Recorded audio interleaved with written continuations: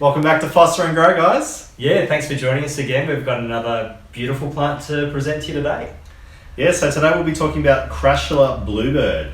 Now, it goes by a few other names as well. So, Crassula arborescens Bluebird, Crassula arborescens undulatifolia Bluebird, and what was the last one, Gareth? The last one is Crassula portulacea Blauvogel, and this comes from South Africa.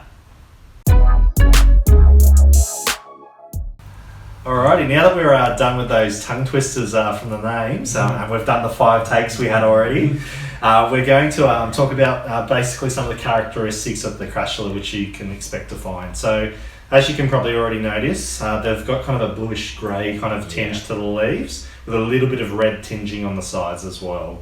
Further to that, as they get bigger, you'll notice that they tend to really clump. The branches are quite thick as well. And apart from that, there's also the flowers which they do tend to get, which are white and pink kind of flowers. Yeah, and they get up to about, what, a metre in size, don't they? Yeah, so it's between about 60 centimetres to about a metre tall and wide. Yeah, so it'll turn into an absolutely beautiful bush. So the bluebirds tolerant down to about -4 degrees Celsius in temperatures. So about 25 degrees Fahrenheit. However, they won't like heavy frosts and multiple frosts, so we do protect it from frost if it's outside. The beautiful thing with these plants as well is you can have them both indoors and outdoors.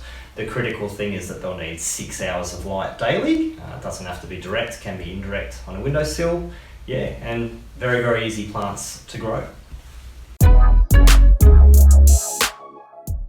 Now, so in terms of plant care for these guys, it's very similar to quite a few of the other ones we've talked about, but we'll go through it again. So, first of all, have a well-draining soil, very important for succulents in general.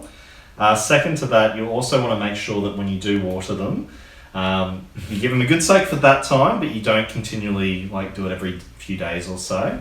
Basically, has to dry out, doesn't it? Yeah, it needs to dry out between waterings. So, use the leaves and the soil as a barometer.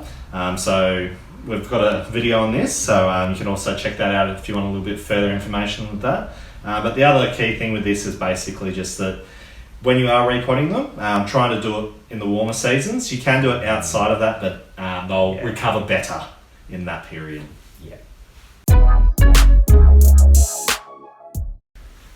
Yeah, so when it comes to propagation for the bluebird, there are 3 main ways again. So 2 of them are cuttings. So you can take a stem cutting, which we've got one that's been growing here for roughly 6 months in a punnet now, so it's going well.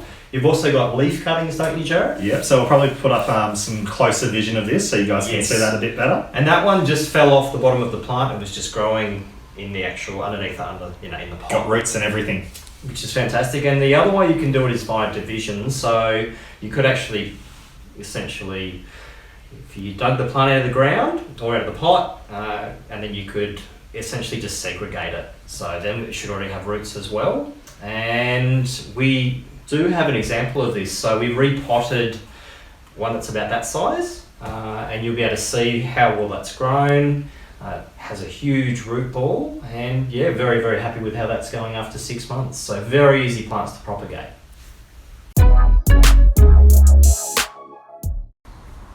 Yeah, so we're just going to repot our cutting, and you can see it's actually got quite a lot of roots, which is great. Just break up the root ball.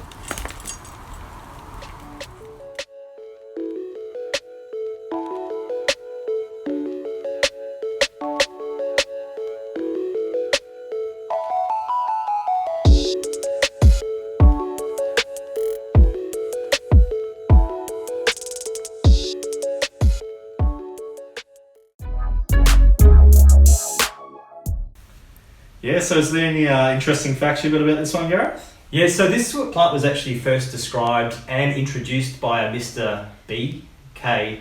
Boom. And he called it a Crassula portulacea Blauvogel, which translates to blue bird. So that's why I got the name. Very cool.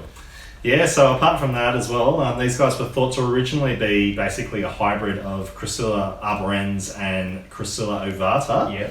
But on closer inspection later on, they actually found out it's pretty much identical to a Crassula arborescens undulatifolia, but with just a couple of different cultivations when they were first bringing it up. Yeah, what a unique and just beautiful plants. So if you did like the video today, what do they got to do, Jared? Yeah, just throw us a like, throw us a subscribe. The support always really helps, so we really appreciate it. And yeah, stay safe, everyone. Yep, see you soon.